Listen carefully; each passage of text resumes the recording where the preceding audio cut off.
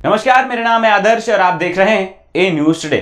Supreme court ने सोमवार को अपने एक आदेश में कहा कि बेवफाई के आरोप वाले वैवाहिक विवादों में नाबालिग बच्चे की डीएनए टेस्टिंग को बेवफाई साबित करने के शॉर्टकट के रूप में इस्तेमाल नहीं किया जा सकता है। सुप्रीम कोर्ट ने कहा कि इससे निजता के अधिकार में हस्तक्षेप हो सकता है और मानसिक आघात भी पहुंच सकता है।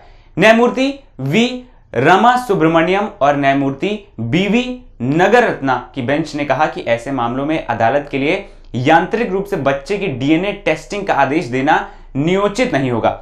इसमें बच्चा प्रत्यक्ष रूप से मुद्दा नहीं है। कोर्ट ने कहा कि सिर्फ इसलिए कि किसी एक पक्ष ने पितृत्व के तथ्य पर विवाद खड़ा किया है, अदालत को विवाद का समाधान करने के लिए डीएनए या किसी ऐसे अन्य टेस्ट का आदेश नहीं दे देना चाहिए। दोनों पक्षों ने पितृत्व के तथ्य को साबित करने या खारिज करने के लिए साक्ष्य प्रस्तुत करने के निर्देश दिए जाने चाहिए और केवल अगर अदालत को इस तरह के साक्ष्य के आधार पर निष्कर्ष निकालना असंभव लगता है या इस मुद्दे में विवाद को डीएनए परीक्षण के बिना हल नहीं किया जा सकता है तो यह निर्देश दिया जा सकता है।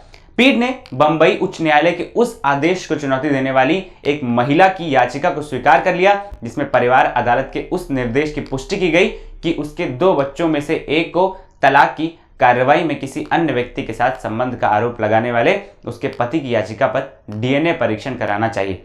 इसमें कहा गया कि व्यभिचार को साबित करने के लिए साधन के रूप में डीएनए परीक्षण का निर्देश देते हुए अदालत को व्यभिचार से पैदा हुए बच्चों पर इसके परिणामों के प्रति सचेत रहना है, जिसमें विरासत से संबंधित परिणाम, सामाजिक कलंक आदि शामिल हैं। अगर इस पूरे मामले को हम अदालत के फैसले को उदाहरण के तौर पर समझें तो अगर किसी पत्नी का अन्य पुरुष से संबंध है, ये महज एक उदाहरण है, और इसके बाद महिला का पति यह दावा करता है कि उसका बेटा उसका नहीं किसी और का है। इस स्थिति में बच्चा किसका है यह साबित करने के लिए डीएनए टेस्टिंग को शॉर्टकट के रूप में इस्तेमाल नहीं किया जा सकता है, ऐसा कोर्ट का कहना है।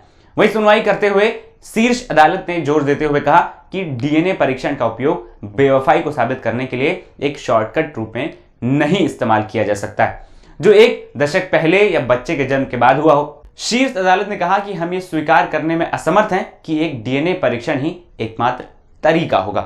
फिलहाल इस रिपोर्ट में इतना ही। ऐसी तमाम खबरों के लिए आप देखते रहिए ए न्यूज टुडे।